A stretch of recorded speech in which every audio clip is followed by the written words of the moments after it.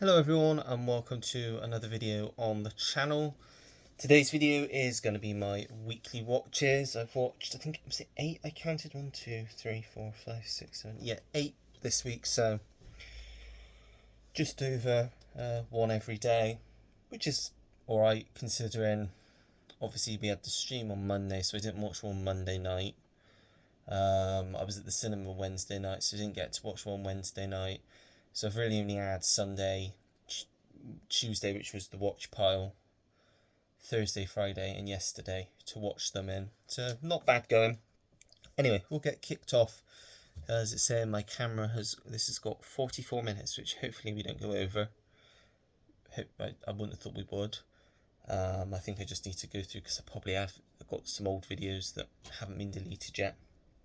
Anyway, first off, Javier Bardem in The Sea Inside, which was the only DVD I watched in the last week. It was just a blind one that I put on. I think this was a charity shop pickup from a few years ago.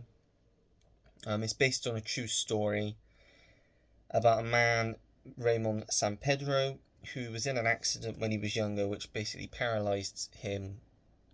I think completely. He can move, obviously, his face, but I think it must be from the neck down. He was paralysed. And he's been fighting a 30-year, or nearly 30-year campaign to fight for the right to end his life on his own terms, because he can't really live a life. He can't go anywhere. He can't do anything for himself.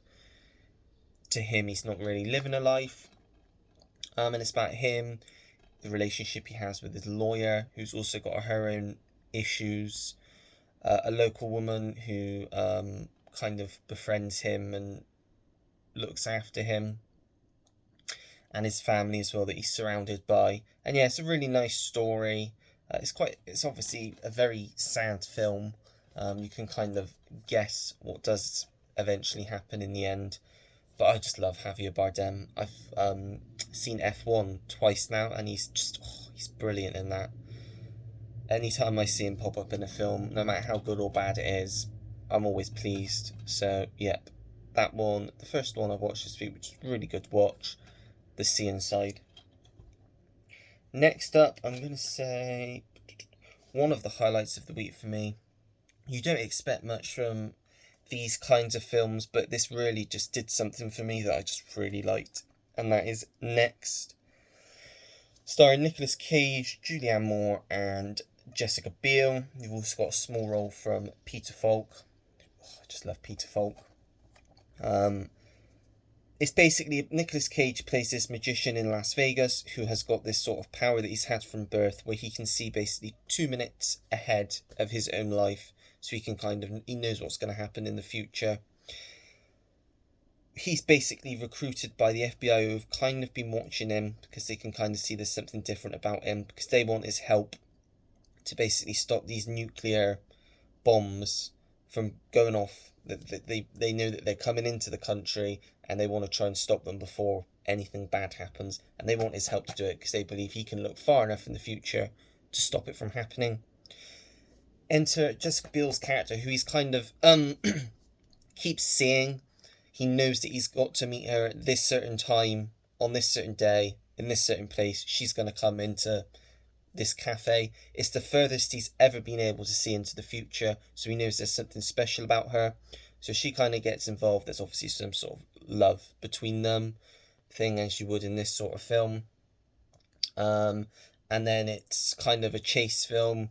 It's very fast paced. It's him on the run, trying to evade the FBI, trying to just live his own life. Eventually, obviously, Julianne Moore plays like the head FBI agent who's leading this case. And as you can kind of guess, eventually he kind of folds and does indeed try to help the FBI stop this nuclear attack.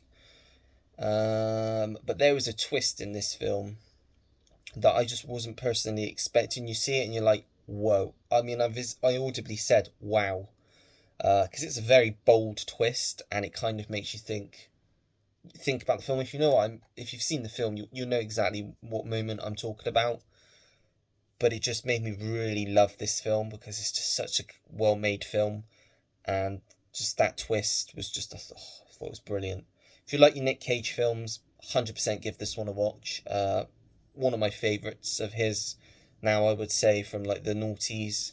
I really want to check out more of the stuff he's done in the noughties. I think he did the Bad Lieutenant film, the Werner Herzog one. I think he's done one called Bangkok Dangerous, which came out after this. There's quite a few. There's one called Stolen, one called, I think, Justice Trespass as well, with Nicole Kidman. There's a few of his that I would really like to get hold of that are quite cheap, I think, to get on Blu-ray. But yeah, next, really good watch that was. Next up was my watch pile pick of the week, so I won't be talking about it too much, but it was, of course, Dope, which is like sort of a coming-of-age comedy set in, well, I think it was the current day. Obviously, this came out 2015, so 10 years ago. About these three friends, the leader of the group, played by Shameik Moore, who plays Malcolm, who they love the 90s, they love everything about the 90s, they dress up like the 90s, they love 90s music, anything about the 90s. And they're a very close group of friends, and they have been for a long time. One day, they find themselves in the middle of this massive adventure involving these shady drug dealers that gets Malcolm involved in their bad dealings. He's left with a backpack full of drugs and a gun. He doesn't know what to do with it. So it's kind of this mad rush of, over the course of a few days, lots of stuff goes down. He's trying to get into Harvard. It's his last chance to get into Harvard, so he wants to put all of this behind him. It is an absolutely mad film. Very funny, though. There's some characters in this that are very funny. You've got Zoe Kravitz in this, who kind of plays his love interest, who's a bit older than him. Forest Whitaker narrates the film. He also produced it. I'm just trying to see if there's anyone else. I mean, the three friends are Shameik Moore, Tony Revolori, and Kiersey Clemons. Not too familiar with any of the other actors in the film. But yeah, it is such a funny film. I really recommend this.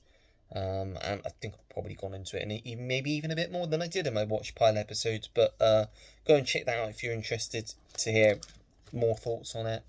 But yeah, Dope. That was a good watch. Next up, the least favourite of the week, I suppose. I won't be going back to this.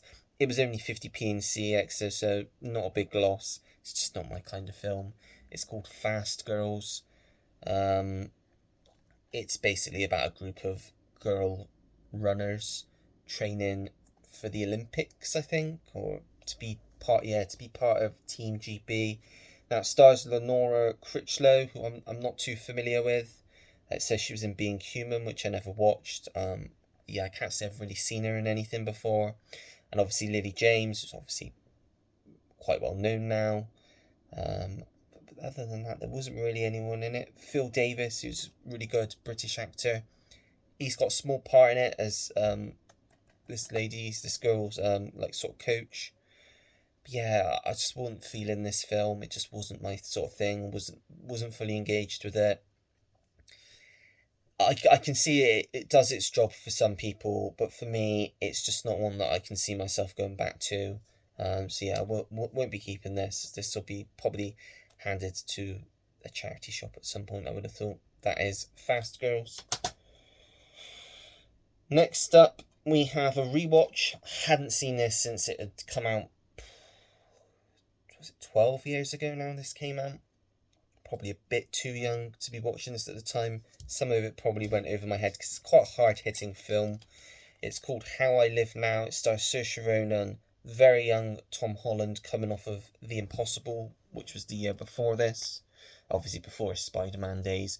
George McKay, who again, before he'd really done much. You got Anna Chancellor, who's a great British actress. She plays the two boys' mothers, and it's basically about this American teenager, Daisy, played by Saoirse Ronan, who's basically sent to live with her cousins in rural, like, sort of England for the summer. She's not very happy to be there. She'd rather be at home. She just doesn't really want to get involved with what they're doing. It's not her sort of style. One day her aunt leaves for this sort of like talk in, I think it was Belgium. And they're just left to have their own summer, and she starts to like sort of warm to her cousins and start embracing her life whilst she's there for the summer. But one day their world kind of is turned upside down because war outbreaks. A nuclear bomb basically goes off in London, causes absolute carnage. These terrorists are basically taking over the country, and they're basically separated from each other. And it's about Saoirse Ronan and her younger cousin, the young girl, trying to find their way back to the farm, to the house in the countryside, to be with her other cousins. She kind of has feelings for George McKay's character in this. Bit weird considering they're cousins, but I suppose, yeah, I don't know. It was a bit weird, that aspect of it. But if you like a good post-apocalyptic sort of film, it's not, I wouldn't go as far to say it has post-apocalyptic elements to it, but because it's not the end of the world, it's not even the end of the country's just under some, like a sort of war. It's got elements of it, but it doesn't go there all the way.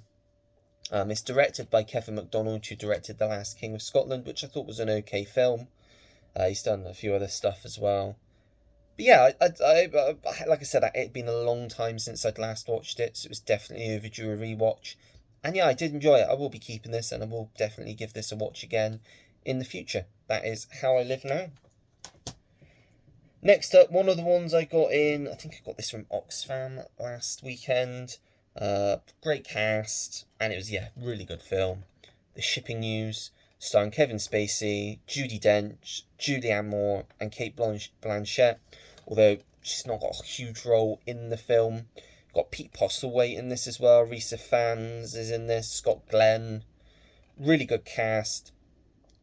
Basically follows Kevin Spacey's character, who something tragic happens. Tragedy seems to sort of follow him in his life, and this huge tragedy strikes him, and he decides to move himself and his daughter from upstate New York, where they live, to their home where their ancestors has come from, in which is a small sort of fishing village with a lot of Irish background to it. So Judi Dench plays his aunt, who's Irish.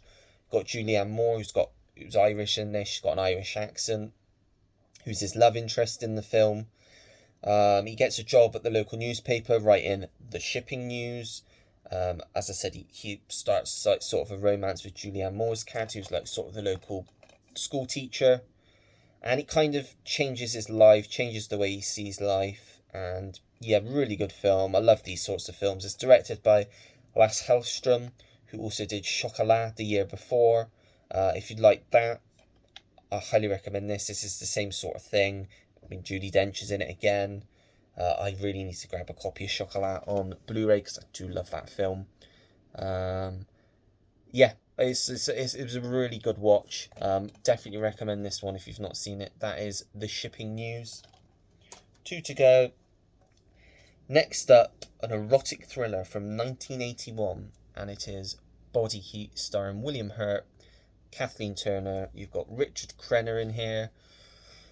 You've got supporting performances from Ted Danson in here. Someone else that's gone out of my mind that I thought, Mickey Rourke. I think this was Mickey Rourke's first film as well, and obviously he hadn't had any work done to his face by then. He's only got a small role in the film though. Score by John Barry, great score. It's your typical erotic 80s thriller. Has sort of that 1940s film noir feel to it as well.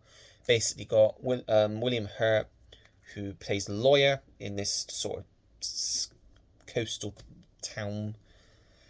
And he one day meets Kathleen Turner's character, who's married. She's like a housewife sort of thing. Not very happy in her marriage. She's married to Richard Crenna's character. They start this very hot, steamy affair in the summer whilst their husband's working away. And then they start to plan something. I won't say what. And it that's where the thriller part of it comes into play. And yeah, it really worked for me, this film. Really good erotic thriller. If you love a good 80s film, give this one a watch. Got a great cast. Lawrence Kasdan directed it. And he directed The Accidental Tourist, which I watched last weekend. But yeah, really recommend this one. That is Body Heat. And the last one that I watched, which I watched last night, is called The Clouds of Silmaria, which is I don't know if it is a French film, maybe, set in Switzerland in the Swiss Alps. Directed by Olivier Assayas. It stars Juliette Binoche, Kristen Stewart, Chloe Grace Moretz. I need to give this one another watch.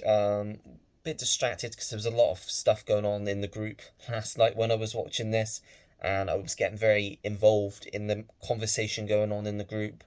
So I was in and out of this film. So I think this, and I got the feeling I got from this film is it's one you've got to focus on quite a bit. I thought what I saw of it, the performances were brilliant, especially from Juliette Binoche. Basically, give you a bit about what it's about. It follows her character, who's an acclaimed actor, who's basically going back to Switzerland to give this speech for her mentor, who was the writer who basically got her the role years ago, her breakthrough role. While she's on the train, she gets news that he's passed away. Late 80s, early 90s, I think he was, which kind of shocks her. And at first, she thinks the right thing to do would be to go home because that would be what he would want. But she thought she should give him a speech, honour him in a way. So she goes and does the speech. Kristen Stewart kind of plays like her personal assistant that goes along with her. They kind of start, you see sort of sparks flying between them a bit. She's then come across by this, I think he was like the producer of the original film, to basically come back and be involved in a remake of the film. Whereas she would be not playing the role, obviously, she played originally, which is like the young protagonist who has it all. She'll be basically playing the older, obsessive character, which she doesn't like the look of, but she begrudgingly, I suppose, accepts this. And it's a character study, this sort of film. Really, like I said, it's one you need to really kind of concentrate on a bit. Not bad, what I saw of it, but again, I need to give this another watch. I think Roy would probably like this. He said he hadn't seen it. I would say this is probably, out of all of us loons, this is probably Roy's cup of tea more than anyone, because I know he loves his like sort of French films, and I know he's a big fan of Juliette Binoche. Obviously talking about Lars Hallström and Chocolat, brilliant in that. But you've got Chloe Grace Moretz in this as well. Yeah, it was good what I saw of it, but one that does deserve a rewatch. I won't get rid of it because I think it deserves a rewatch. But that is everything that I've watched this week. Let me know if you've seen any of those down below in the comments and what you think of them down below. I'm going to also try and record my deliveries video for the week now, because some of them are still sealed, and once I've done the video I can unseal them, because I think I mentioned this before. What I've been doing is just literally grabbing a random title, because there's 3 piles on the floor, random one out of a pile, without looking, putting it in and just letting it play. So it's a blind watch. I'm not choosing specifically watch film, it's a complete blind choice and I'm just going with it. So I'm going to do that again this afternoon. I've said I'm going to try and get 4 films in. I'll try to get 4 films in by the end of the day. I think I'm going to do 2 Blu-rays, 2 DVDs to mix it up a bit. But yeah, that's it for now. So live stream tomorrow, but you'll probably see the deliveries video before then, hopefully, if it goes up in time. But yeah, the live stream tomorrow as usual, 7:30.